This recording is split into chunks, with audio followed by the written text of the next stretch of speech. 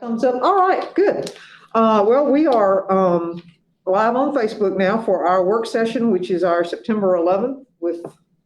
I say that and memories flood back. So, our thoughts to those impacted. All of us were impacted, but those more so for September 11th, 19 years ago, and it does not seem like it even a little bit. Next year will be 20 years. So anyway, moment of silence for that one. We'll call a meeting to order. We do not have a quorum at this point and probably will not have, as we have work sessions do not require a quorum, but we will go ahead and proceed. Our first item on the agenda is, as we try to do at our work sessions, is to have update on various projects going on in the city. And one of the biggest projects, if not the biggest project, well, it's not because Cornerstone probably eclipses it in size, but is our build grant. And so we have with us today the project manager of the build grant, Mr. Clark Bailey, who has made his way here from Birmingham. And so he is with Kimley Horn, and we're going to let him provide us an update on where we are. To say it is a complex project would be an understatement, I think. So I'm going to leave it with you. Mr. Kemp has been working with him, as both Mr. Kemps have been working with the project, because it is so complicated. It's infrastructure, streets, it's all of the utilities and that sort of thing. So they may want to chime in at some point. Or Clark, I'll leave it with you if you'd like to go ahead. Back up over here. Can I take my mask off? Yes, go ahead. All right, it'll make it a little easier to talk. Yeah, thank you all for having me here. I just want to give a pretty brief update, give everyone an idea, a few details about the project, talk about some of the complexity, and then give you an idea of where we're headed with it as far as the design. So yeah, just like the mayor mentioned, this is a build grant, and I don't want to just skip over that. This is a big deal. Build grants it's a federal program. It's very competitive.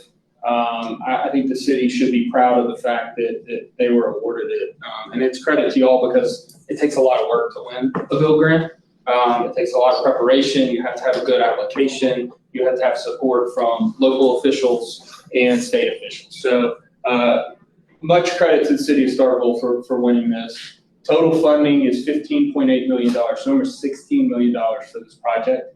That's an 80-20 split. So part of the application, the city committed to the 20% match. So the city money will be $3.2 million and 12.6 from the federal government. Just one note on the money, think of it as 16 million. It's a single pot of money. Federal grant, big project. It does come with some strings attached. You got to follow certain regulations. And that you don't always have to follow with just pure city money. But from that 3.2, just pretend it's all federal from the strings attached viewpoint. You can't really split it up. And then, yeah, so this is administered, it's awarded by the U.S. Department of Transportation. This one's administered through the Federal Highway Administration. And then MDOT is more of a local kind of oversight as well. So we have a lot of alphabet soup that's involved in this, a lot of oversight. That adds to kind of the administrative complexity, and we'll talk about some of the design complexity too. So what are the goals of the project? It's a revitalization project, and really, the question may be, well, what does that mean? I think a big part of it is improving walkability and bikeability of the corridor. Let's make this a place that's enjoyable to be at. And when we say those things, we don't mean just be able to walk on concrete along the corridor or be able to bike. We want those to be a very comfortable experience that you enjoy. If you're on your bike, you don't feel like you're about to get hit by a car, or if you're walking, it's not just a hot, dry, open area, but maybe it could be somewhat enjoyable walk as well. Utility consolidation. I think this picture here is a little bit of a view of what's above the ground and the complexity of the power and the communications that are out there. I can assure you it's not a whole lot more simpler under the ground. And one of the goals of this project is to really simplify or consolidate, maybe not simplify, all of these utilities. The power overhead, we want to reduce some of the visual clutter that creates in the corridor, and that helps support that first item. This was a big part of the build grant, and it's a significant portion of the budget for this project too. So it's not something to skip over, but it's something to be careful with, because we could spend all of our money on this and then we would get done and there would be nothing to look at. So we're trying to be very, be good stewards of the money and do valuable utility work for the corridor, but also still have a good bit of the budget to do things that will last and be visible for a long time. And just one note with the utility is part of the reason it's so cluttered and complex is this is an MDOT roadway. So 182, our project goes from Old West Point Road to Long Street. And MDOT has had a lot of more stringent requirements from utility perspective, and some of those actually have prohibited some of these utilities from being underground in the past, which has kind of created some of that clutter. The third item is to help correct stormwater drainage issues. This corridor is not young, it's not new. Stormwater was not done in one project. It's been pieced together over many, many years and many different projects. Some of the infrastructure that carries the stormwater is old, potentially broken. Some of it is undersized for what it needs to carry. And so, you know, y'all are very aware of the existing issues, that if you have a heavy rain, we can get flooding down near Jackson and even other places. But this is something we're in the midst of right now, and part of that's just figuring out what we have. We have pipes going places, and we're investigating exactly where they're going, and in order to correct that. So that's a big part. And then the fourth item there is a little bit less tangible, but it is an important part, is encourage economic growth. And I think the first three of these items really are what that leads to. If it's a street that people enjoy being on, especially on foot, it's something that is beneficial for retail. If it's an environment where the traffic is slower and you can walk to school, maybe that supports more residential too. You know, we want to invest in the roadway so that businesses can invest in their business, property owners can invest in their property, and we can help Starkville kind of grow and become better. So that's the big goal, just real simple. And so now what I want to do is kind of take you through a little bit of where we're headed with the project and give you an update of what it looks like. I get that you can't see all this, but that's fine. I want you to really see this top piece here. And this is our project. Long Street's right here. Let's see, this is Douglas Connor, Jackson, and Old West Point Road. And if you'll see these different zones of colors, the road changes a lot through it. And so we're really looking at it in the context of each zone as we're going down the corridor and looking at how we're going to design it. There's different widths of right-of-way. There's different land uses fronting it, whether it's a business or school, whether it's you know, a house, a historic area, if the right-of-way is tight or wide. So we're we're not just bringing one cross-section and just laying it through the whole thing. We want to make it fit the context of what we have. And so what I'll do is I'll go through each of these main sections and just briefly talk about the cross-section that we're planning to implement there and some of the features of it. And we'll be pretty much close to done. So this first section, we're going to start the west end and move to the east. This is just if you're traveling eastward, just after you cross along, like the Max Meat Market's right there. This is what it looks like today. You've got a 2-lane road, some curb, some not curb. You have a little bit of shoulder here on the left and about a 4-foot sidewalk, but not a whole lot more. And this is really what we want to push towards. And actually, I left out one point from this. Kind of 3 main areas we're keying in on are the outside and the middle. We want the outside to be the gateway for this corridor. We want it to tell the driver that's coming in on 182 from the east or west that the road has changed. You're in a different area. That this is Starkville. You're no longer on a rural 2-lane, or you didn't just come off of a highway or an interstate, but now you're in kind of a town, in a more urban feel, a small town urban feel. So we want to communicate that with the design of the road to both the drivers and the pedestrians. And then the middle we kind of started calling it the core. This is a focus point for this project as well. It's a block from downtown, or 2 blocks from downtown. It's directly centered. We have some vacant properties, one of which the city owns, and this is really the core area that we see as a real big opportunity for some redevelopment and growth, and to kind of expand downtown Starkville a little bit to the north. So as we come in here and talk about that, so here close to Long Street, this is kind of your gateway field. And one of the ways we want to communicate that is with the median and the trees on the outside and in the middle. Now, these cross sections are just kind of one little slice in kind of the middle of a segment. At all of our intersections, we're maintaining our left turn lanes and actually adding some in some parts. So these may feel like those are going away, but they're not. This is just those middle sections that we want to kind of give you an idea of what's going on. Outside of the trees and the roadway, we have our sidewalks, and they're actually more than sidewalks, they're paths. Because one thing you don't see here is a bike lane. We see the school in the middle. We see, a lot of traffic on the road, and we want, back to making it a comfortable experience, we want you to feel comfortable walking, but also comfortable biking, and encourage people to do that. Is it an environment that a family or a mother and her children could bike to school? I don't think you could do that on a bike lane on the road, but what we have are 10 to 12 foot multi-use paths on both sides of the road. This connected continuity goes the entire length of the project as well.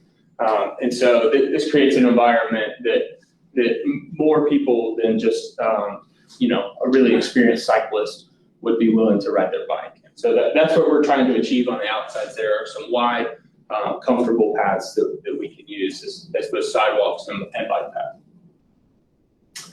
So moving further east, we've just passed the school. And so this is a section here between Henderson and Douglas Connor. We've got some storefronts on both sides, a little bit of sidewalk, kind of patchy sidewalk, and a lot of driveways on the right side. And a little bit similar, our median's kind of gone away. Our roadway is a little more narrow, which tells the cars that, hey, you need to drive a little slower, be more aware. And we want to implement the trees. I think the trees are a really important part of this project. It'll bring not only some shade and some greenery, but it'll help soften up a pretty hard landscape. Some of the things communicated but not communicated on the outside are drainage improvements. We have a lot of surface draining and little swales cut out, and we'll be trying to correct a lot of that so that we can have a continuous, comfortable path out there on the side. While you're in that segment, Clark, would you talk about the width of that? Because a lot of that is right now is being used for parking, but as we do this, some of that's going to be taken up. And so that's going to come as somewhat of a surprise to some folks, is how much right of way that they're using currently that will be impacted by us expanding this. Yeah, absolutely. So the right of way, this picture, it actually is almost building face to building face. That's the right of way is? Mm-hmm. And so, the parking in front of a lot of these businesses, it's kind of being used as private parking. It's technically a public right of way. And it's very difficult to have a sidewalk behind angled parking or even 90-degree parking. Also, 90-degree parking on a road like this, pulling in and out, is not an ideal condition from just a safety standpoint. So one thing we're looking at doing is putting the sidewalk closer to the building and supplementing that parking with a more parallel type parking configuration that's inside the street. So you have traveling vehicles, then parallel parked cars, and then your sidewalk. So that once again leads into that comfortable experience on foot and on bike. But I think it also is something that helps the businesses, with a little more identity and opportunity there for things in front of them. Yeah, so that's that one. So then we move in between Douglas, Connor, and Jackson. And this is that core that I was talking about. And really, this is where we focused a lot of attention, not only on what is out there today, but really what we're planning for in the future. The new form-based code and zoning that's out really pushes for that urban feel. It talks about getting the buildings closer to the street frontage and bringing the setbacks tighter. It talks about public space out in front of them with sidewalk that has room for walking, but also for patio seating and uses like that. It also allows for mixed use and up to 4 stories there. And so this could, really have an urban feel in the future. And so we're really trying to accommodate that. So this is this is the idea and kind of the concept we're pushing for in this core area. So we brought the median back to really give it some identity and some of the tree in the middle. We have our 2 travel lanes, and then here's your parallel parking on the side next to the curb. We have another landscape strip that we're able to get trees in. And then in this area where we expect there to be heavier pedestrian activity, maybe patio seating in the future, we wanted to separate the bikes from the pedestrians. So we have a separate bike path that's still out there outside behind the landscape and out of the road. And that's separated, we call it the furniture zone. There may be lamps or benches, things like that. And then your sidewalk, 8 to 10 feet there in front of existing and future buildings. So this is an area I think can be a really neat asset in the future, and like we talked about, like expand downtown to the north. I'm going to interrupt again. What are y'all doing? Can you get to the detail of what you're doing at Lafayette in 182? Because I don't know that you're aware, we've lighted Lafayette on the south side, and extending that lighting down to 182 would create a natural entry point that's a more pedestrian type of entry point up to Main Street. Traffic-wise, what are y'all doing with Lafayette? Yeah. So right now we have this median into segments. Lafayette ends up being dead center of this project, and it's really kind of the point of, I guess, crescendo where everything meets. We're exploring a number of things. We want it to be a very slow vehicle area. We want pedestrians to feel comfortable crossing there.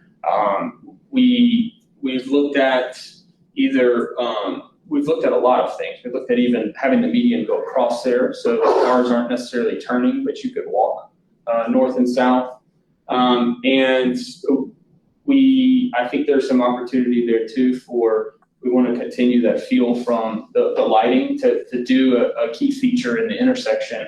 Is it painted? Does it have a paver type feel, something like that really sets it apart and shows that it's that. Because it also leads to the park or to the open space. There is the city owns. So the city owns that open space to the north, and so it will connect. It would be the place where you would connect from downtown to that space, and whatever it becomes, if it's just a grass space like it is now, or we're able to do more with it and create more of a park setting or public place where you want to spend time. Hopefully, this would be the link and that would be the location for that. Thank you. Continuing east, Jackson to Montgomery, our road is already tighter here today, and we have start having some residential uses on the south side, and so it's a little bit of, you'll see we're kind of, as we move out, there's similar cross sections, but that fit. Our right-of-way is starting to get a lot tighter. So in this section, we go from 80 feet, where we were 120 to further to the west, we're 80 at Jackson and down to 60 feet at Montgomery. And when we get down there, we're having to really make a lot of compromises of what fits and what doesn't. So same idea here, 2 lanes, sidewalks outside and with some trees along the side. When we get close to Montgomery, we're actually going to have to give up the trees for a short section just in order to get the road and the sidewalk and everything fit in between the right of way. And then finally, as we get out towards West Point Road, we get a little bit wider. We have a lot of businesses. This is an important place for our poles to start moving out of the way. It's important in a lot of this. But taking the power poles away so that we can reuse that space. But you can see there's that gateway feature again with the median and the larger sidewalks on the outside. That's kind of an overview of the corridor and where we're headed with it.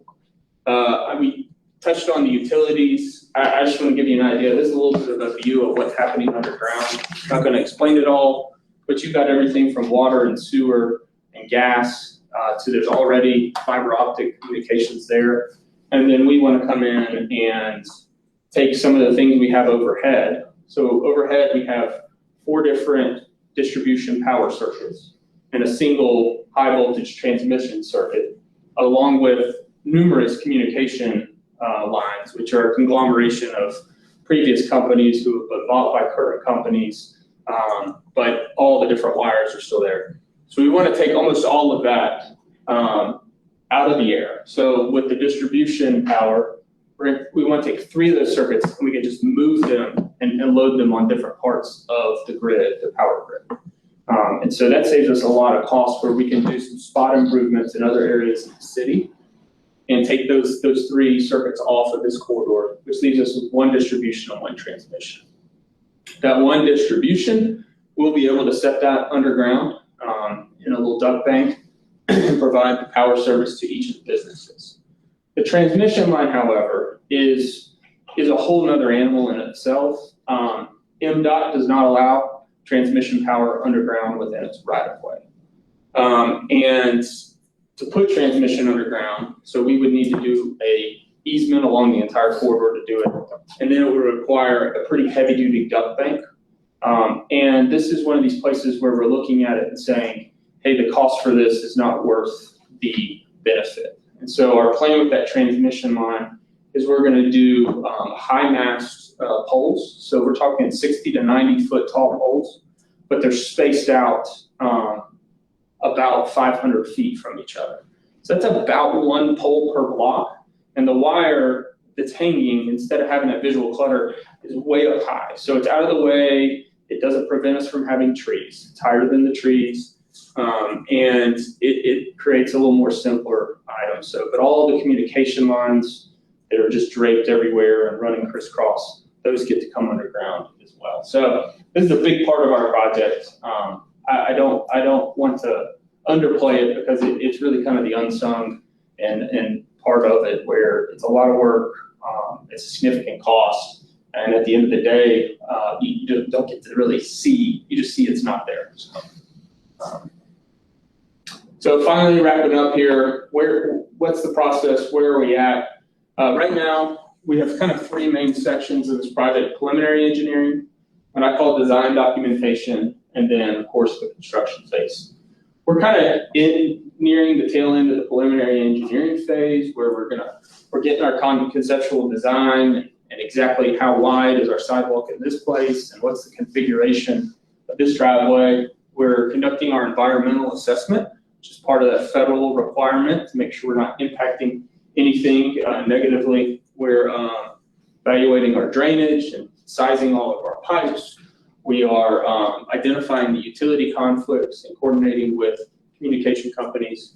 And then we did some other things like completed a complete survey of the corridor that all gets us ready to jump into the design documentation. And this is where we put together a set of design plans that we can bid out to a contractor, which then moves us to the construction phase. And just to give you an idea of the timing, part of the requirement of the build grant is this process right here must be completed by September of next year. So we've got a clock running, at least a virtual one, and we're about on the 12-month, less than 12 months, where we've got to get all our design plans completed. So this project is ready to bid this time next year. So that's a hard date. It's not moving. It's the pandemic, can't even move it. So we are working hard to get there. And then after that construction phase, it's probably a 2 to 3 year process, moving utilities, doing the sidewalk construction and those items. So that's all we got. Questions? Do me a favor, because I'm going to take something out of order here. I'm going to ask the board to ask you any questions, but would you leave it sitting on your last slide of the street pointing to the east, that last segment? Okay. The Old West Point Road segment? Right here? No, not the schematic thing. Yeah, that. Yes. Right there. Just leave that right there for me, please. Sure. Okay, cool. All right. Any questions, Ms. Sistrunk? Any questions? No, it's a huge project, and I understand completely what you're saying about a lot of the cost will not really be visible to the general public or those of us that aren't entrenched in what you're doing. But it has the potential to really change the way that corridor looks. And I look forward to the completion date, even if it is 3 years into the future. So, Mr. Beatty? Are you confident this money will do this project? I mean, I know that estimates and things have been done, and preliminary estimates for cost. Of course, it'll be a year before it even goes out to bid or something, but tell me what you think about that. It's a lot of work, $15 million, $16 million. Yeah, so instead of developing a project, figuring out how much it costs, and then finding the money to build it, we're going backwards. We have $15.8 million. We're not spending a dollar more. So we are fitting to budget. Maybe we'll spend less. I don't know.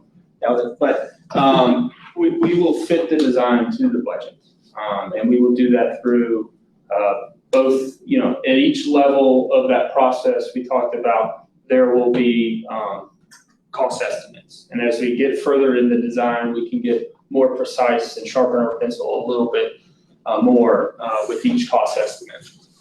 And so part of this is the iterative nature of, we want to do all this grand stuff, right? But when we go into the budget, then we got to go back to our drawing and say, okay, it's going to cost, this much per foot to put this power underground. We only had this much in our budget. We're going to, similar to y'all do during budget season, we're going to have to move some money from, trees to power, or does the transmission, putting the transmission overhead is going to save us like $2 to $3 million just by putting it overhead. And that felt like a big win to us in the sense of that's going to give us a lot more money for things that the public and the citizens can enjoy on the surface. I noticed you got one section that's 4-lane, correct? Between. No, that was travel lane and parking. Okay. Yeah. I saw two cars. Yeah, I 2 through lanes the whole lane. Right. And we'll have left turn lanes kind of pop in and out at the intersections. Now, I guess it's just typical now with college towns and stuff, but this is already a very busy, and at times during the day, very crowded, congested car. That's not going to change. No way.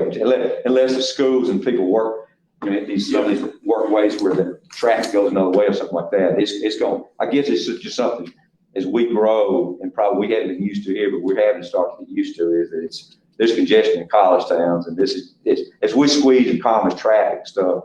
It won't necessarily make it more congested, but it's going to continue to have congestion. Yeah. And that can be a good thing for people walking and biking and stuff. One of the good assets traffic. this road has, one of the nice assets is it's got some parallel routes. Right. While there is Main Street, we don't want to lean on that, but you do have 82 to the north. And so your through traffic who are in a hurry to get somewhere have a place to go. This road, we're not going to really negatively impact congestion. But we're not doing a bunch of widening and items that are going to make it quicker to get across. Well, it defeats the purpose because the cars drive faster than. That's right, and that's not our goal here. But I've even been out there. I think there's some opportunity to upgrade our signal timings and get them running a little more efficiently, so that the traffic that is moving at a slow speed, it's not moving very inefficiently, and we're not stopping at stoplights we don't need to be, but we can kind of flow it through in an orderly fashion. I guess MDOT's doing, or you folks doing the design on that stormwater to mitigate that flooding that happened. We get big rains with Jackson Street. Yeah. 1-2 flood, and I guess that's the big place you're trying to solve. Yeah, and we're looking at drainage. I mean, drainage is one of those things where, something 1,000 feet away causes flooding, way up the line. And so we're kind of chasing our tail there. There's some, I think y'all are aware, there's stormwater infrastructure kind of under buildings. And so I think we're going to have to put in new drainage that's within the right of way in order to supplement that. That's a great plan. Thank you. Alderman Vaughn? Alderman has a unique question. That was my concern. or we're gonna run out of money to complete this project. You know, sometimes you have great big projects and then you run out of money and then the project never get completed. So he answered a pretty good question, unique question. That was my concern. Okay, good, all right. Can I ask Sure. one more, really more, make a comment? And you've said this as you've gone through the presentation, but these are dollars that will be invested in public space. We won't be going into private space with this project. All the work, will be within the right of way on the project. So it'll all be inside the corridor.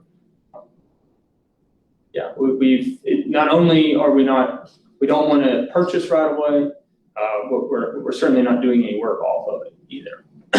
Because it costs more money, but it also slows it down a lot too. Yeah, and our timeline was crunched beyond what we originally thought it was going to be or what the application was originally projecting, so. Okay, if there's nothing else, Clark, thank you so much. Terry, you or Edward, either one want to add anything to Mr. Bailey's information? I think from utilities, I think Clark said it well. I mean, this could be challenging, but I think there's some ways through it.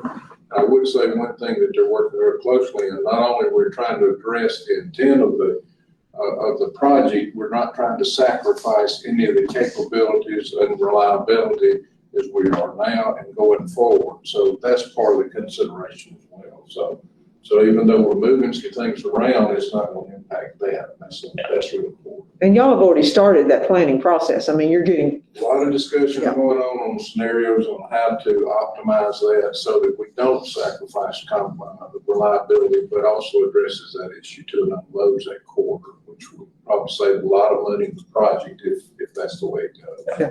y'all can see how complicated this project is, which comes first, the chicken or the egg, it's sort of, it's very complicated. So thank you so much. I know it was a long drive for a short time, but we appreciate your help with this and getting it going. Yeah. So. Yeah, with the area that we're dealing with is very complicated. Very, this kind of thing alone is complicated, to say nothing of the utilities underground work. And the reason I asked him to do that is because I want to skip something that we normally do. We go through the thing, but this picture right here is representative to help Edward.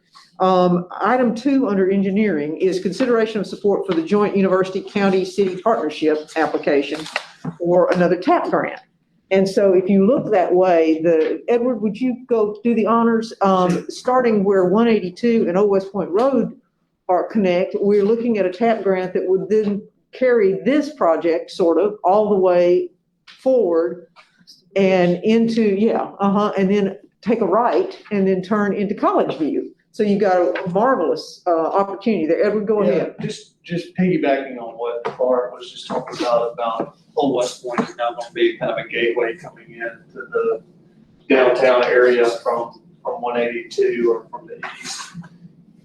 You may be aware that we did some, I would consider it a, somewhat temporary path to provide a connection from Old West Point Road up to Nash Street. And we did it on the existing MDOT roadway and on the existing paved shoulder. We installed the plastic delineators. And it does provide that connection, but I think what this next TAP application is going to be kind of taking that a step further and making it wider to kind of, continue what we're proposing with the bill grant, especially on the south side, have a 10-foot wide path going up 182 and then going on to MSU's campus. I actually have an exhibit that shows, but Oh, I'm sorry, I didn't realize that. It would be kind of in concert with the bill grant. There's some conversations that we're having with MDOT about kind of what that roadway right there looks like, because that's a 5-lane roadway section just east of this intersection. Of course, on this side of the intersection, it's only a 3-lane section. So talking with them about the traffic counts and the needs of those different travel lanes and possibly reutilizing some of that space and making a better, safer bike and pedestrian connection. Joel, you can pull up. Yeah. And so that kind of connection will take you to the top of the hill. I think it's this one right here. Yeah.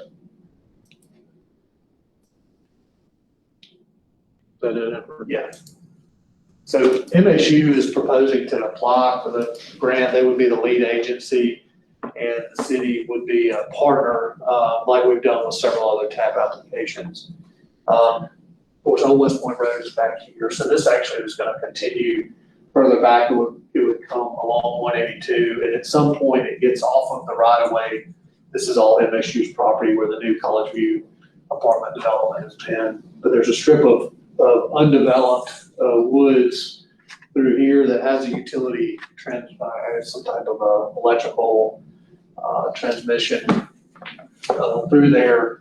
And we would be building a connection that comes around through that wooded area back to College View Street, which already has the bike and ped facilities on that as well. So we could conceivably extend what looks like more of the bill grant going, because you could take the opportunity to do a median or a displacement from traffic to bike ped, and then maybe have a median with some trees or something going through there. Right. Extend that on. So anyway, that's the reason I wanted you to go ahead and do it and show it. Very conceptual at this stage, but that's the idea, is to connect the end of our build back around to College View. That's good. Cool. Okay, thank you so much. I appreciate it. Okay, I'm sorry, any questions of Edward about that particular item? I mean, we can touch on it when we get to through the agenda. The next item is organizational changes, and I had the bad judgment to let Nam have the day off today. So Stephanie is having to step up for him, but each one of these is, you've got the police, the fire department, and then community development and sanitation. And so the police element of it is really at my request, which is why there's a chief back there, bless his heart. So he has said that the bringing code enforcement underneath the police department would work well for him. I've talked to Dr. Kim about it. Dr. Kim seems to think that that's a good fit. And so that's what this is about. And if you'll notice, the chief has put it under Brooke, under Sergeant Community-oriented policing, yes, community-oriented policing. And so it would fall there. I mean, you got animal control under there. I can't see it, but you got animal control under there, as well as what else is parking enforcement. Parking. There. Yes. Okay. So it would fall under there. The chief says he has room for them over at the police department, and it would also allow him to have the flexibility of having an additional officer, reserve officer for events and that sort of thing. So that was the thing that I thought would give us some flexibility and also allow for a greater sense of authority as it relates to code enforcement. So that's what that's about. So if anybody has any questions or comments, the chief, again, did it at my request. Simon said it seemed like a good fit. So the two department heads were in concert, and Mr.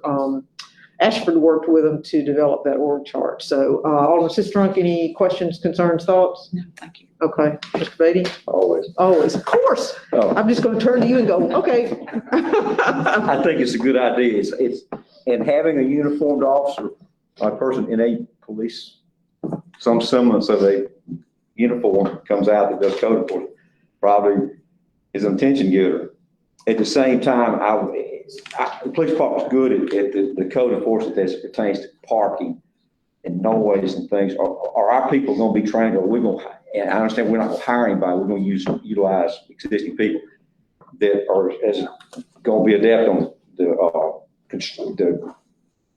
height of grass and the exterior appearance where there's code violations of dwellings and cars in front yards and things like that. I mean, that's as much a part of it as it's going to be the answer to the other stuff that's with loud noise or something like that. I mean, Well, yeah, please do. in fact, that's what we got so much of now, you know. And some folks like that's got to be handled with kid gloves. It can't be. We're showing up to enforce. We got to enforce it at the same time. It's got to be.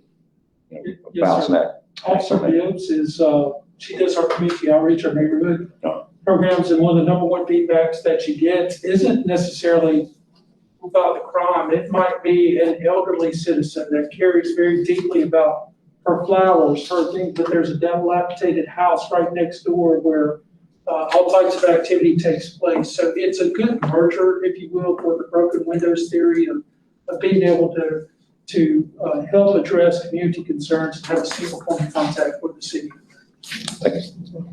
So, Alderman Vaughn. It's not going to interfere with his daily.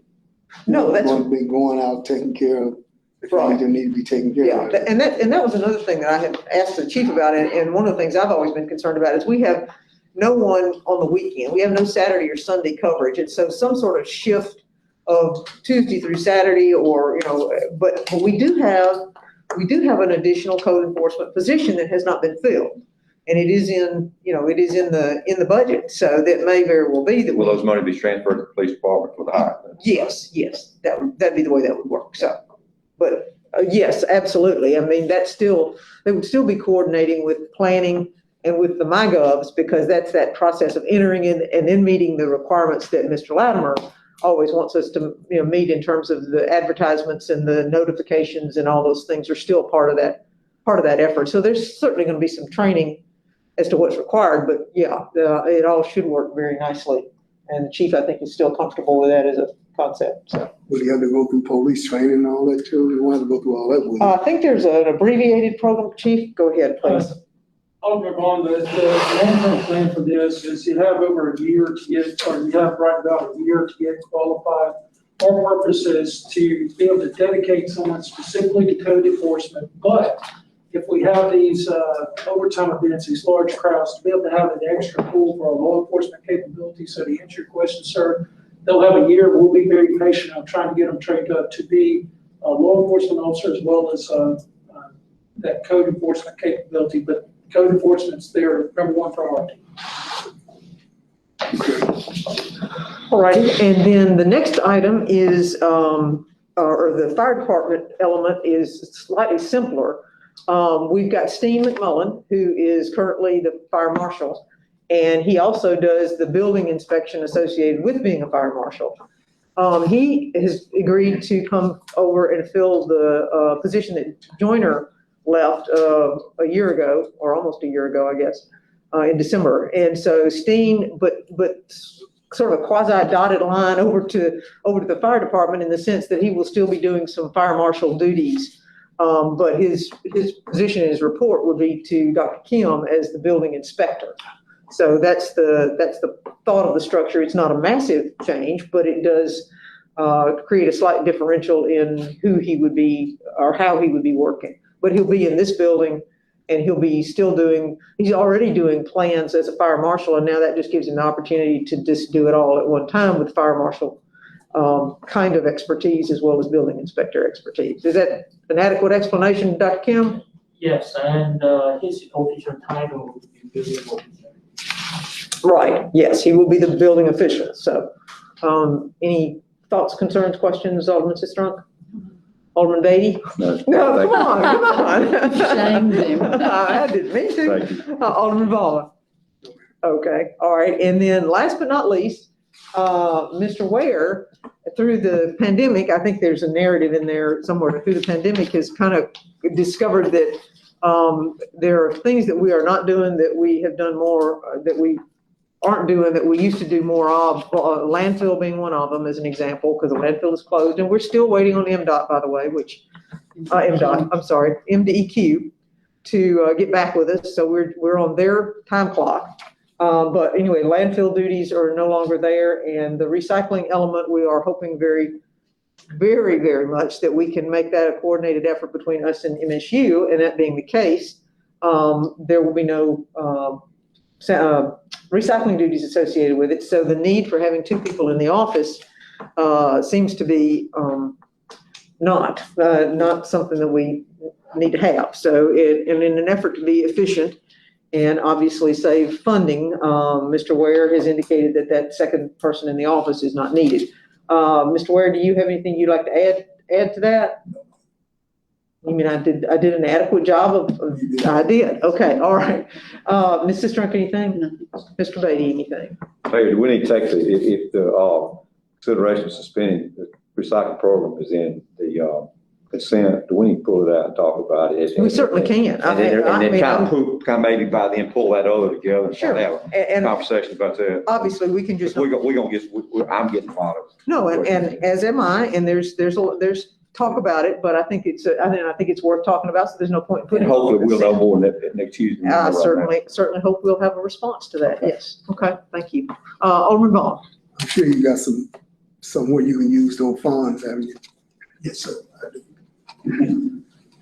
Well, we're not gonna spend them just to spend them, we're going We're to, not gonna spend them just to spend them, but we, like I say, we have other things, you know, that we need to get done in the sanitation and environment city. all right. Well, if no questions about that?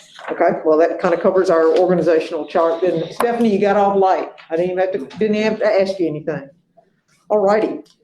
Thank you, everyone. We'll go into the agenda and see what we can comfortably put on consent. And if there's any other thing to discuss, everybody should be here who needs to discuss. Mr. Latimer, are you and Ms. Harding happy with the? We're close, Mayor. You're close? Not there yet? The work session minutes are completed. We're still chewing on the September 1 minutes. So what Lisa and I thought is let's leave them off consent for now. Okay. Let us work on them today, get them in final form, and then we can put them on consent Tuesday night if that's the will and pleasure of the board. Okay, all right, that's fine with me. Mayor's comments, I'm obviously gonna keep bringing the census up. This may be the last month though, so we'll see what that extension looks like as it stands right now. Anything anyone wants to highlight in particular? If so, we can put it on there. No? Okay. We've got one public appearance. We're going to get our audit.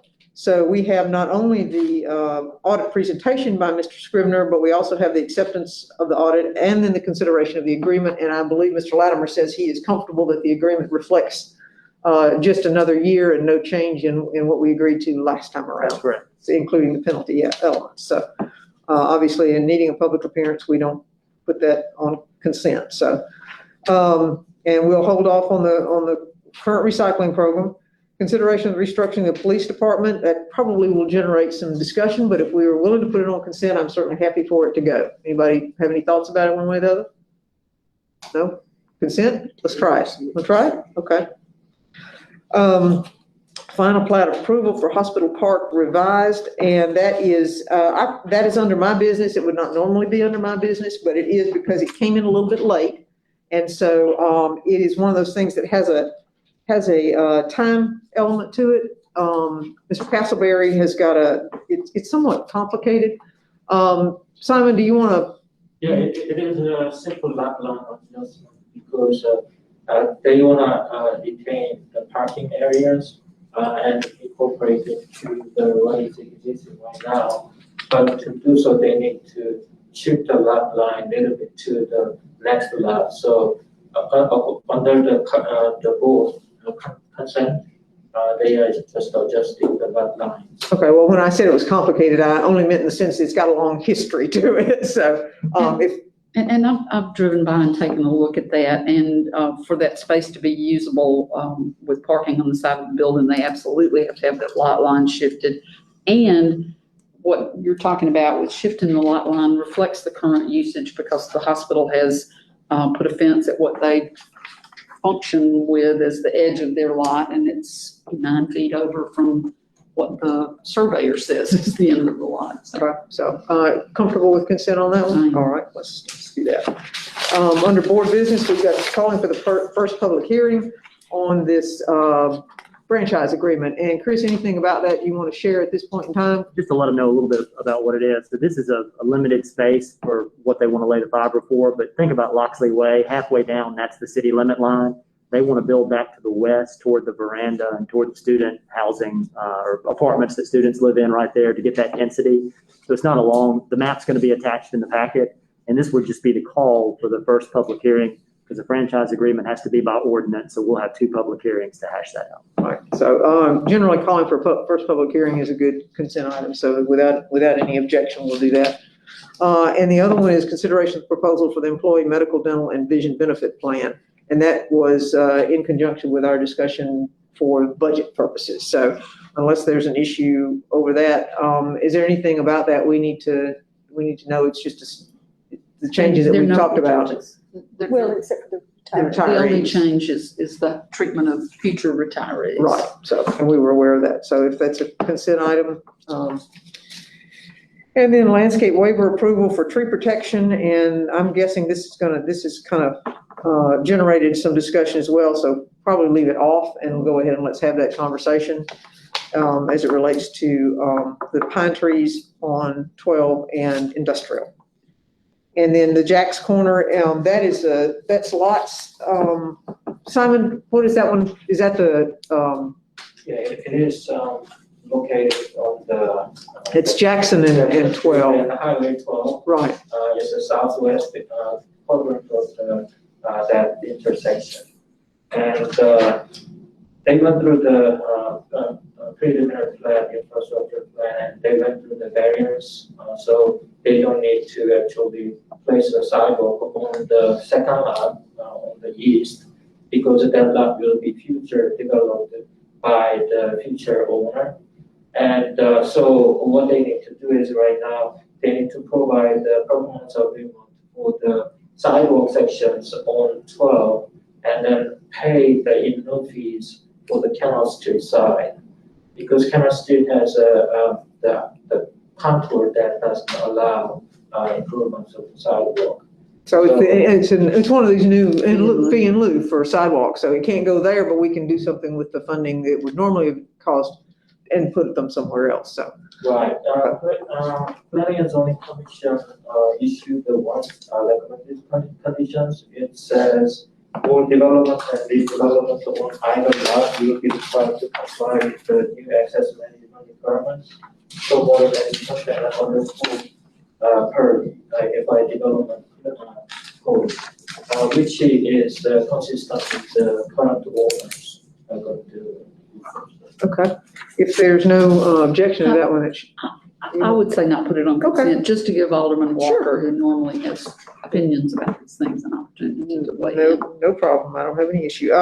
Next under our engineering is the Kimley Horn supplemental agreement for Long Street. Edward, anything in particular about that one you share? It's just, This is a supplement to our original contract to take care of the cultural resource study that Clark mentioned earlier.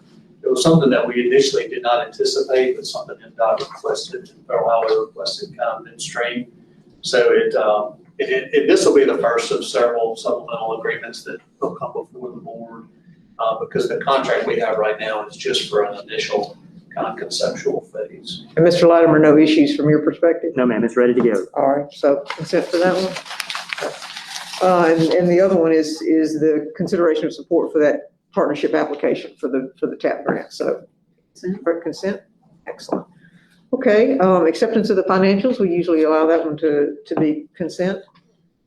All right, and then we have authorization to hire a deputy court clerk, authorization to hire a records clerk, authorization to hire an apprentice lineman, and then authorization to hire Steen as the building official. Consent on all of those if everyone's comfortable? After I ask Ms. Halbert, please, those are all existing positions that are being refilled, no new positions. Okay, all right, consent on all those? Excellent. All right, under parks, we have, let's see what we've got. This is the LED lighting for the camera system at Cornerstone, and the bids came in, the lowest and best, and it was in the range that was anticipated. So any issues with consent on that one, accepting the bids? None? Okay. Alderman Vaughn, you good with that? I was waiting for your pen to move now. Okay. And the city agreement with Starkville Academy, did that one, Chris? Yeah, just a word change on the agenda item. Instead of city, let's put facility use. So Starkville facility use agreement. Facility use agreement, Yes, ma'am. okay? And yes, it's ready to go. Okay. This is nothing new. We've done this every year. We have. Well, It's just frequently, yes. Mr. Doherty trimmed down the document just a little bit from the version we had last year to make it leaner and meaner, but it works. Okay, good. All righty. Authorization to accept the lowest and best quote for 200 pounds of fertilizer. All right. 40 acres will last about 6 months. Okay, We're trying to buy it in a little bit more bulk so that we get a better deal. okay, lovely. Love good deals. Okay, any issue with consent on that? Okay, thank you. And then this is a 72-inch laser mower from Power Stroke, lowest bid. What is our mower status? How many mowers do we have? We've got that one very field tractor, field tractor, one very sophisticated one for the more sophisticated cuts, but just from a mower standpoint, how many mowers do we have? Well, I would say we're working through that right now. For asset analysis, okay. Yes. Okay, So this So this one specifically is, we have two mowers that have really bad decks on them. So they're about $44,000 a deck. So we can replace two decks, $8,000, or we can retire one machine, part out the other one, and then get this one as a replacement. So the recommendation to the guys on the ground were, we'd rather see this tractor than getting two decks on two bed mowers, so. Okay, Hey, yes, sir. I know where I came from, previous place I was in, we did a little different. Parks and Recreation Department did mowed all our rights of way and stuff. Our Parks and Rec Department mows recreation grounds, and our Sanitation Department mows rights of way, correct? Yes. And as we expand with the bill grant and things, a lot of Yes. places that we're gonna be maintaining and mowing and stuff, will that stuff be under contract with somebody, or are we gonna do it within in-house, or have y'all kind of thought about how we Well, maintain I this stuff? had anticipated, now, the more complex areas are being maintained by SGK through a bid, like the medians and stuff. Flowers and stuff, right? I'm sorry, yeah, like the medians on 12 and Nash Street and Russell Street and Loxley Way are being, in Louisville, are being maintained by SGK as a part of a contract. And so I envision as we get more, we're either gonna have to go all in or else do contract for the things that are more complex that require, putting out cones while they're in the rights of, or while they're working in medians and that sort of thing. So I think it probably is a work in progress. So let's see what we want to do. But right now we've got Parks doing parks, Sanitation doing the rights of way, and SGK doing the stuff that is the more tree, bush, et cetera orientation. I've noticed that the Highway 12, 182 interchange overpass. That's MDOT. Yeah, well, it is, but you, as a city, you can have an agreement with MDOT to maintain it more to your liking than you take it on the project. Yes. I notice MSU does one side, and the other side is our side, but we don't do our side. It's always, I guess, I've been kind of interested in that if you approach and start from westbound on 182, it's great looking, and if you pass on the bridge, look back, it's not, because I think we ought to maintain that interchange to at least some semblance of what MSU is doing on their side, where they have that agreement with MDOT. I don't, and I'll be corrected, I don't know, if where I'm thinking about is what you're talking about, I don't know that we have the equipment that can do that, because isn't that the slope stuff that they use those I don't know how fancy tractors I don't know how to do? state's doing that, but they're maintaining it. And it's, I say that, I think they maintain it, their side of the side is near somebody, right? So the side that's on the side where the crepe myrtles are that they come to, that they maintain. Yeah. And, but that's that's an interchange that It is. we route a lot of people in that We way, do. and it's kind of one of the Okay, first Calvin, impressions. would you take a look at that and see if that's something that we have the equipment to do? You really want me to bring that up this morning, didn't you? Yeah, I'm glad, so. You just found out where that other position's gonna go, right? Can we look Quite a at? few areas like that, Elwood and I've been looking at some areas like that, some being maintained by Right. MDOT, and it's still in our right of way, so Yes. far to MDOT maintain. Well, It just- and they it just all, look bad. yes, and all of us are Yeah, struggling for right. where we're gonna fund those, but I know some of those rights of way have those sharp drop-offs and more difficult areas to get to. I've just never known us to have the equipment that we could do that, but let's look at it and see what we can do. Mayor, if we're successful out east of town later on this month, We will be. we're gonna take on another interchange out there, and it's gonna be one that we will want to maintain Absolutely. to a level that's it's better than MDOT's level. That's part of MDOT's the- trying to keep the grass. Right, well, that's part of the reason we wanted that, is because that is an entrance to town, so But absolutely. this interchange 12 and 182 is closer in, and it's the same kind of deal, probably.